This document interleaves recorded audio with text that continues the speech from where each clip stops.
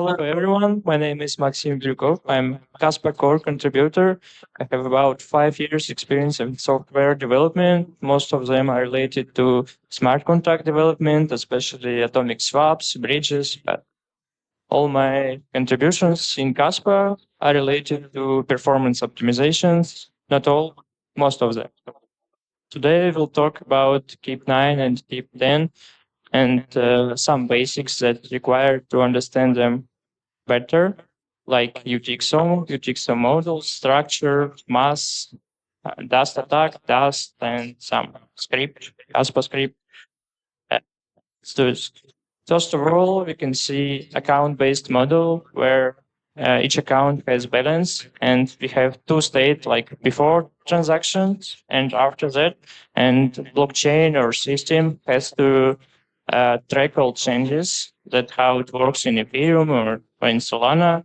In case of UTXO model, like in Bitcoin or Kaspa, we have unspent transaction output, meaning UTXO, that can be merged, can be splitted. And for example, to send 50 cas to PubKey2,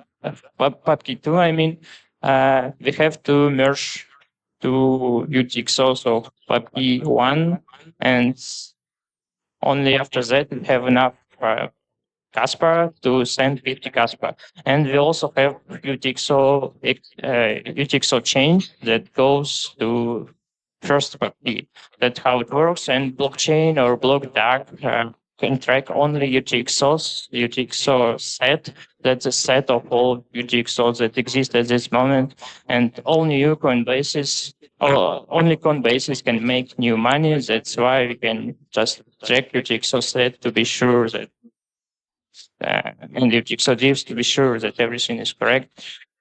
Some kind of it. And let's look into UTXO structure. So it consists of two parts, like UTXO key and UTXO entry or value, where UTXO key is transaction ID plus index. So any transaction can make as many outputs as it needs. So that's why we need index here. UTXO entry obviously contained mount script public key, which is kind of owner of this UTXO that defines the logic of spending UTXO. Block the DA score doesn't matter what is it. In this presentation, we will not tell anything about this. And Coinbase flag, meaning if UTXO was produced by Coinbase transaction. So script public key has version, which is right now always equal to 0, and payload. Payload has information about standard and which standard use. So right now in Kaspa, we have 3 standards of scripts, like pay to PubKey, pay to PubKey ECDSA, that's another signature scheme, and pay to script hash. So the numbers in brackets represent byte size of each field. So UTXO structure itself is about 90 bytes. And also consensus requires some measurement for security purposes of transaction and block.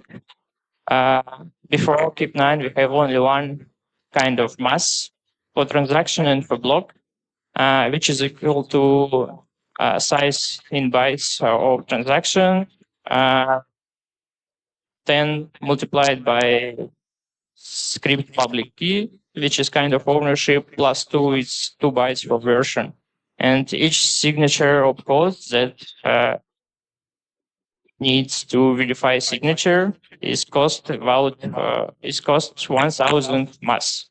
We have also limits on different levels, like on consensus level, we have 500,000 mass per block.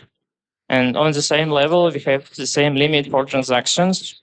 But on mempool level, the limit is less. So meaning of that, if you are a miner, you can make non-standard transaction, which will fill the whole block. But on mempool level, we have a limit of 100,000. It means that if you broadcast transactions, most of nodes their mempool will reject it. But if you're a miner, you can mine bigger transactions in your blocks. Yeah. The next thing that I should mention is Dust. That is kind of GXO that has extremely low value. Usually, the value of this UTXO is less than transaction fee to spend this UTXO. And Dust attack is such transaction where attacker split his UTXO into many dusts. So we know that one UTXO is around 90 bytes.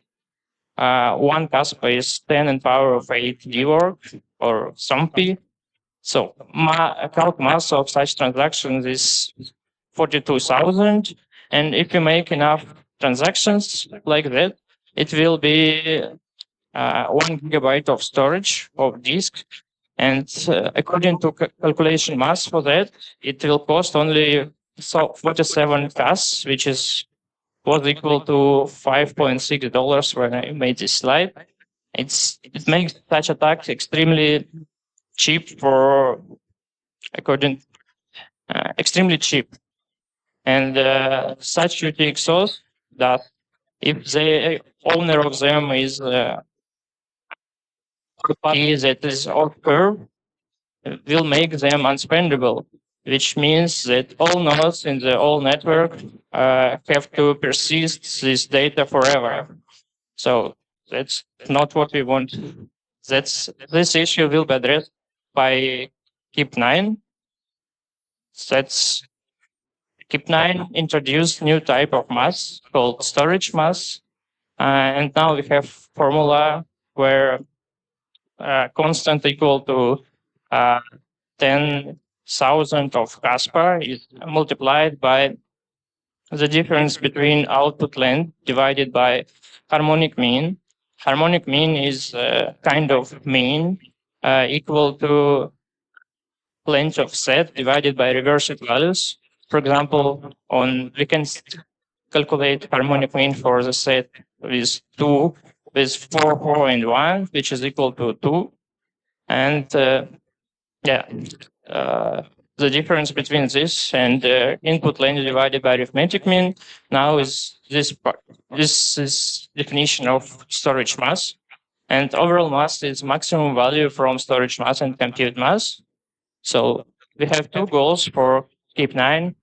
First one is making Dust attack is extremely long, extremely expensive.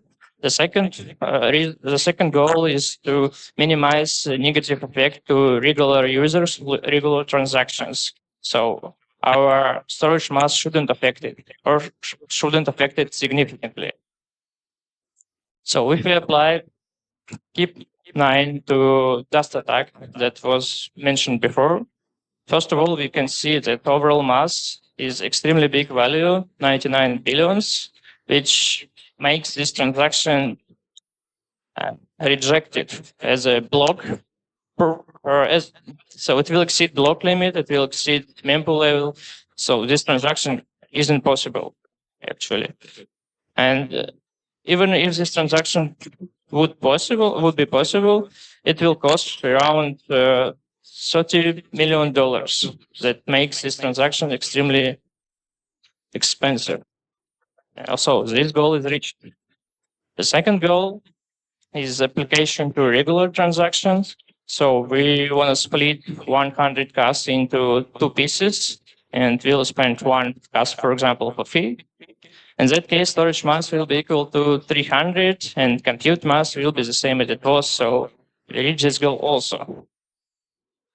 But we have a little pebble. This is micropayment, because it looks almost the same as Dust attack. You want to have one or many low amount outputs. And for example, if you want to buy something like, I don't know, ice cream, and you're a rich guy, you have 1,000 Kaspa, it will be very costly for you. If you want to make many such UTXOs or small smaller than 0.1 Kaspa. The storage mass will be increased significantly, and actually 100,000 is mass limit per transaction on mempool level. It means so you can't really make it smaller, make multiple inputs containing such value. So KIP-9 also addresses this issue. So now we have mutual transaction with two inputs. One of them is receiver input, and storage mass now is 73, which is non-significant. Overall is the same. The problem here is that we have to sign input of receiver, which makes it not really feasible in the real world, because we need now some kind of coordinator and protocol to exchange signatures and some data that not really applicable. And this is issue will be addressed by KIP-10. But before we get into KIP-10, we should discuss about Kaspa script. So first of all, Kaspa has script language called Kaspa script. It's very similar to Bitcoin script. That's a stack-based language, Turing incomplete. And we have three standard scripts. It's pay to public key, pay to script hash, and pay to pub key ECDSA. Two of them almost the same. Difference just signing. And we will check the flow, how it looks like from the script engine perspective. So I have two scripts. One of them is part of UTXO. Owner is SPK. You can see it on the bottom of slide, which contains push data, 32 public key. In case of Knorr signature, it's only 32 bytes, and object sig, that opcode that checks signature against public key. And we have user input or client input, so you can put signature script whatever you want. The problem here, you need to make input to be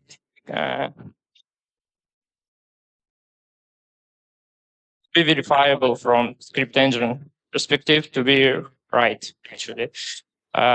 It has opcode push data and 64 bytes of signature and seek hash. Doesn't matter what seek hash is right now. We want to talk about this. And we have a flow how pay to public keys UTXO can be spent. First of all, script engine executes signature script. It just pushes signature onto stack. And the second one step is execution script public key, which pushes public key onto stacks, then pops signature and public key and verifies them. So the result of the script is bool value that determines if UTXO can be spent or not. And we also have pay to script hash flow, which is a little bit more interesting or complicated. Now we have some redeem script params, which depends on the script itself, and push data and redeem script. So push data depends on the size of redeem script. Redeem script is a user-defined logic or developer-defined logic, and uses all opcodes that it can use. Script public key here uses hashing and hash of script and checks if hash equal to expected value. So let's look into spending flow. So first of all, script engine executes signature script. It pushes redeem arguments and pushes redeem script as array of bytes, as some block of data. Then it executes script public key. So it pops script from stack, calculated hash, and push expected hash, and push actual hash onto stack. So then we use part of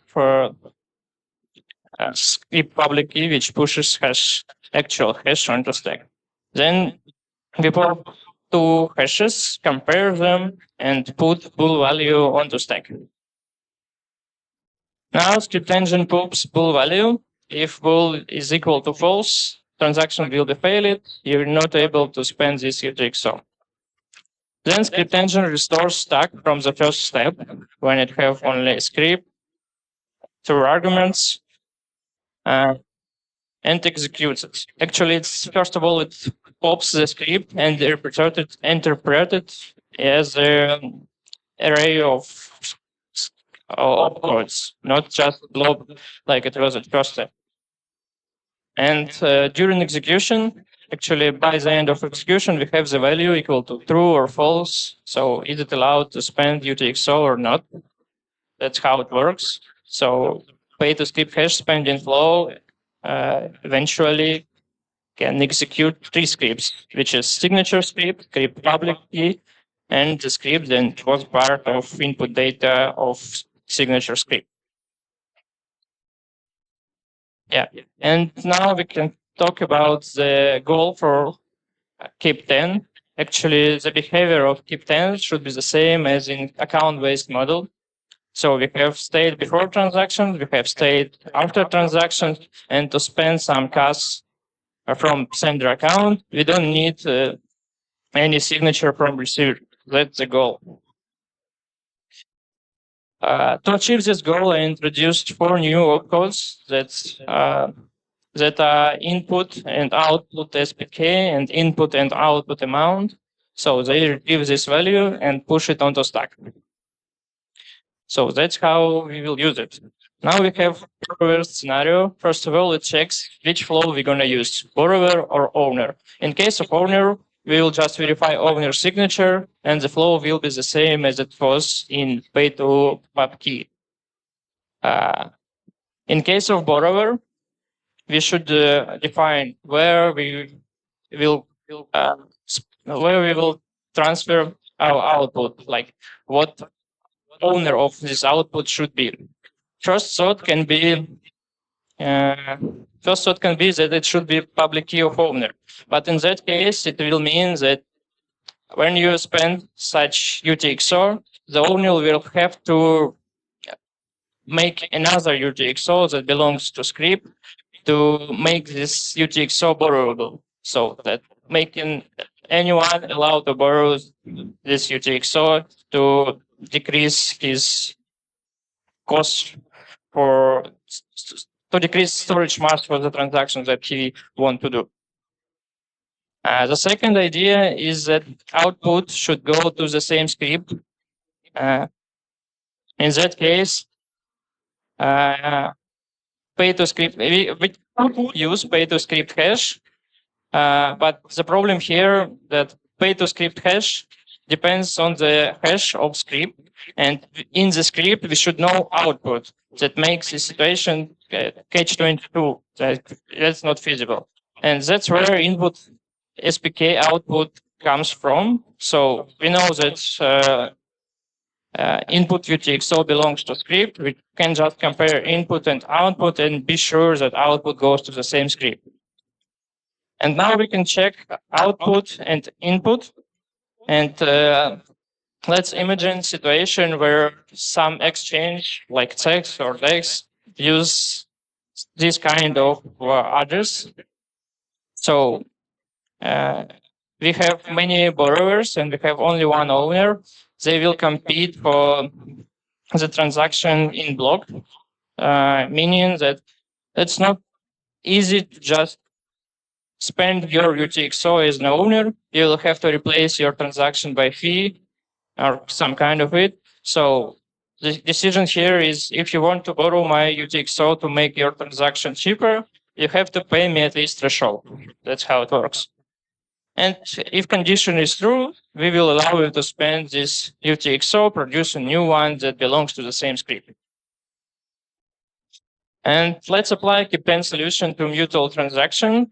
So now we have storage mass equal to 73, which is low value and doesn't affect overall mass at all.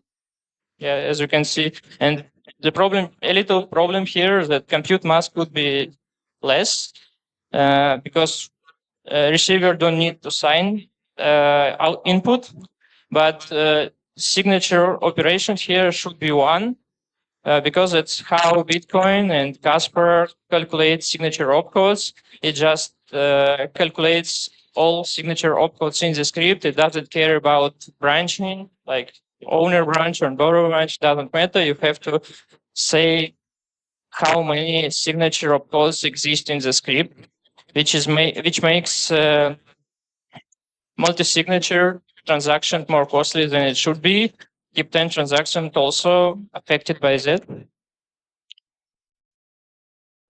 Yeah. And also we can apply KIP-10 to general flow of Coinbase.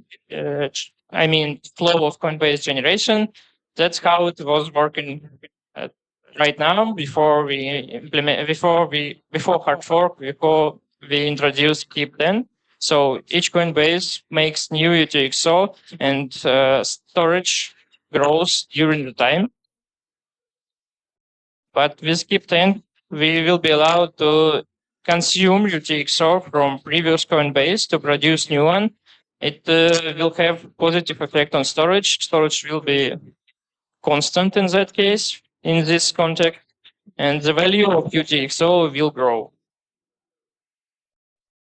Yeah. And we have some challenges in wallet adoption, for example. If we know the script and we know hash function, we can easily derive address, and we can convert address to SPK and vice versa. But due to nature of hash function, it's irrecoverable. So we can't, if we know only address of such script, we are not able to derive script. But input of transaction requires us to put all needed arguments and the script itself. So there are multiple ways how we can achieve this. First of all, if we know pub key and threshold and some standard templates that can render the script, with these values, we can derive pay to script hash, and we know all data that we need to spend UTXO. But if you know only pay to script hash, like